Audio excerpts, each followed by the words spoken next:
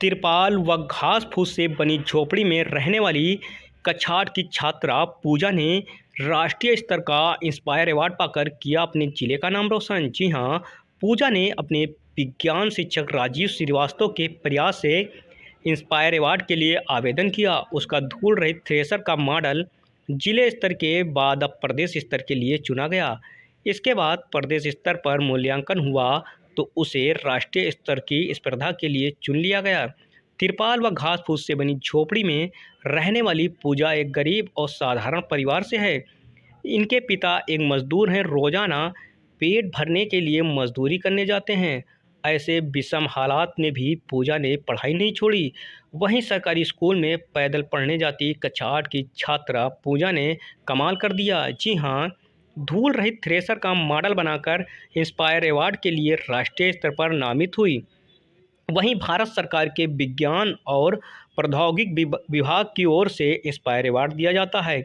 इसमें सरकारी व निजी स्कूलों के कक्षा 6 से 10 तक के बच्चे जिला स्तर पर अपने वैज्ञानिक मॉडल को पेश करते हैं।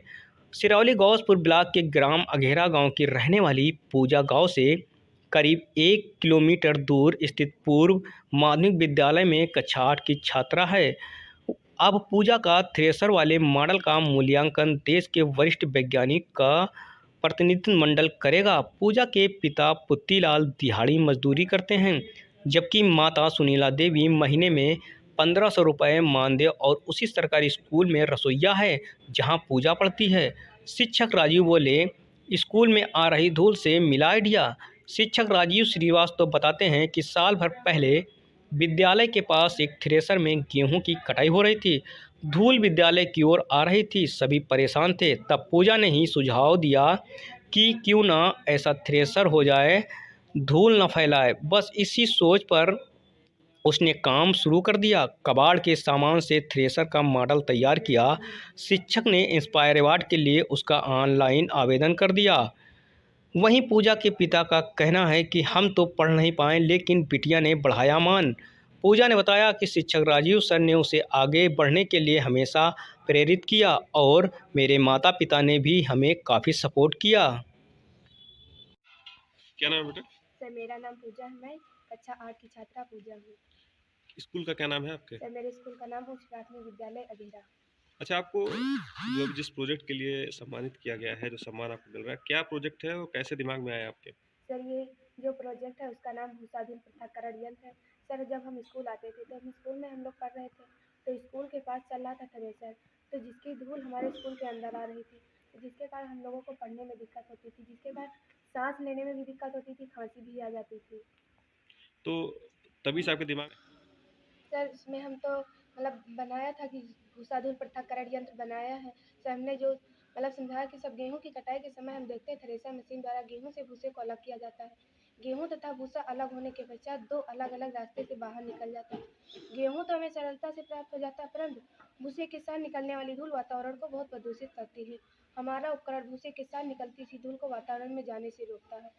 गेहूँ से भूसा अलग होने के पश्चात जब तेज हवा के साथ हमारे उपकरण के अंदर जाता है तो उसमें सामने लगी जाली से टकराकर भूसा आगे की ओर गिर जाता है।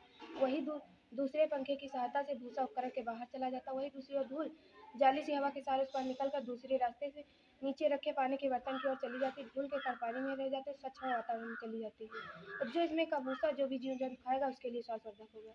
अच्छा, ये जो अच्छा बच्ची ने जो प्रोजेक्ट बनाया है, अब ये सिलेक्ट हुआ है वहाँ पर, अब अगला स्टेप क्या इसका होगा और क्या बेसिक है, इसकी नीड क्या हो सकती है आगे चल के?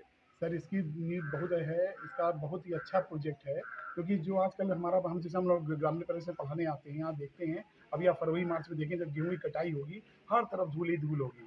यदि इसका प्रोजेक्ट पेटेंट हो जाता है, इसका हम लोग का प्रोजेक्ट पेटेंट हो जाएगा तो समझ लीजिए धूल उड़ना बिल्कुल बंद हो जाएगी, पशुओं को साफ भूसा भी मिलना शुरू होगा और धूल का तो नामो निशान नहीं होगा। अभी अगला स्टेप ये हम लोग का राज्य स्तर पर चुन लिए गए 10 मॉडल चुने गए हैं, उन 10 मॉडलों में हम लोग का एक मॉडल है। अब हम लोग राष्ट्रीय स्तर पर जाएंगे और वहाँ प्रतिभाग करेंगे, और हमारा पूरा प्रयास रहेगा कि हम उत्तर प्रदेश के लिए जब आगे जा रहे हैं तो ये मॉडल तो उत्तर प्रदेश के लिए जाएगा, लेकिन पूरे भारत के लिए ये बहुत ही अच्छा मॉडल है। इसको यदि हम अडॉप्ट कर लेंगे तो हमारे पर्यावरण के लिए, प्रदूषण के लिए बहुत अच्छी बात होगी कि हमारा पर्यावरण प्रदूषण रहित हो जाएगा।